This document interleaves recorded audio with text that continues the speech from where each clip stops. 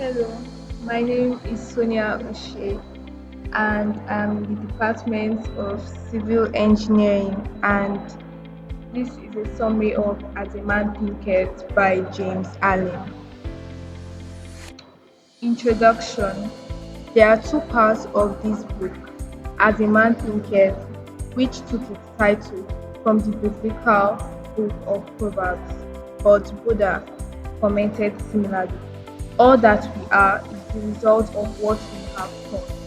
This book provides a formula for achieving a better life and practical steps from which to begin. From poverty to power is a deeper reflection on the theme of self development.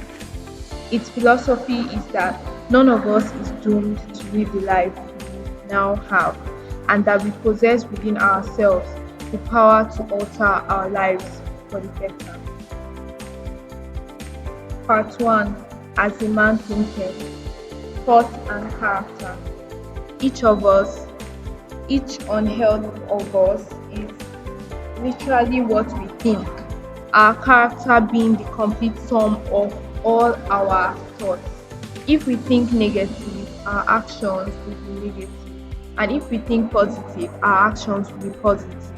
By linking cause and effect, by patience and practice and investigation, and utilizing every experience, even the most trivial everyday occurrence, we will obtain that knowledge of ourselves, which is understanding, wisdom, and power. Effect of thoughts on circumstances. The human mind may be likened to a garden, which may be intelligently cultivated or allowed to run wild, but whether cultivated or neglected, it must be and will bring forth. Effect on thoughts on health and body. The body is the servant of the mind. It obeys the operation of the mind, whether they be deliberately chosen or automatically expressed. At the beginning of unlawful thought, the body sinks rapidly into disease and decay. At the command of glad and beautiful thoughts, it becomes clothed with youthfulness and beauty. Thought and purpose. Until thought is linked with purpose, there is no intelligent accomplishment, with the majority ship of thought allowed to drift upon the ocean of life. Visions and ideals. The dreamers are the saviors of the world. Composers, sculptor, painter, poet, prophet, sage. These are the architects of heaven. Those who cherish a beautiful vision, a lofty ideal in their hearts, will one day realize it. So cherish your visions and ideals. To desire is to obtain, and to aspire is to achieve. Dream lofty dreams, and so shall you become. Serenity. Calmness of mind is one of the beautiful jewels of wisdom. It is the result of long and patient effort in self control. Therefore, we must strive to be in serenity so as to overcome challenges in life. Part 2. From Poverty to Power. The lesson of evil. Evil has always been symbolized by the darkness and good.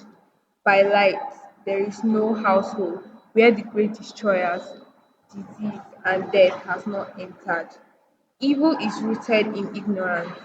By earnest self examination, strive to realize and not merely hold as a theory that evil is a passing phase, a self created shadow, and that by first enduring and understanding, they may be stronger. The world a reflex of mental state. What you are, so is your world, and it will revolve into mental states and determine the mental states. Whatever we think of, that's what we become and reflect in our daily activity. 3. The way of undesirable conditions. We must understand that evil is a passing shadow, and cause of every condition is within itself. No condition is permanent. The writer talks about obedience that is led to power and strength, and upon obedience, a true life and enduring success can be built. 4. The silent power of thought, controlling and directing one's force. The thought force are being generated from the mind and must be learned to apply. Silent thoughts beneficent when rightly used and destructive when wrongly. So we must practice the habit of putting our mind into rest, going into the silence. 4. The secret of abounding happiness. Happiness is the inward satisfaction. It is beyond all these riches and also possession can be cannot bring supreme and lasting happiness. The realization of prosperity. Prosperity is an inward realization. It's also about cultivating a mindset of abundance and gratitude. The way of peace. The acquisition of spiritual power. James Allen emphasized on self-purification, sacrifice, self-discipline in embodied spiritual principle as a way of acquiring power and influence. The realization of selfless love. Love is a choice and one needs to cultivate it. Love is a state of knowledge which destroys the dominion of the power of meditation. Meditation is a ladder that reaches heaven from the earth. It is a means to connect with the divine.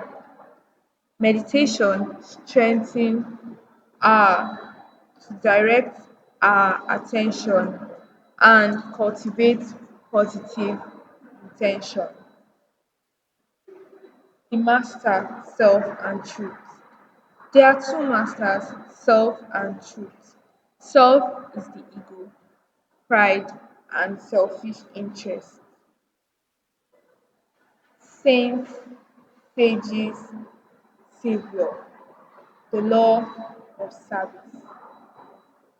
True greatness lies not in personal achievement, but in selfless service to humanity by embodying the law of service.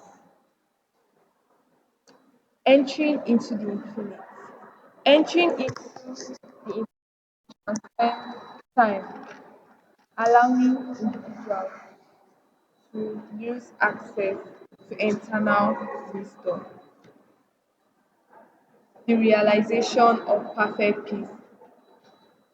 James Allen discussed the importance of inner peace. He said, perfect peace is an inner state of unaffected by the external circumstance. There is a deep seated internal abode of peace within us. This is peace to conquer love of self and loss of life. Holiness alone is underlying peace. One must conquer selfish desires and purify the heart by subduing the animal within and transmitting selfish nature into love. One can realize the life of perfect peace. This realization brings immorality, undefiled wisdom, and underlying love. Man contains both formal and internal peace within himself. The external world is full of discord, but harmony reigns at the heart of the universe. To reach this harmony and live in peace, the kingdom of heaven is within. but were willing to give up themselves to reach it. That's all for As a Man Thinketh. Thank you for watching.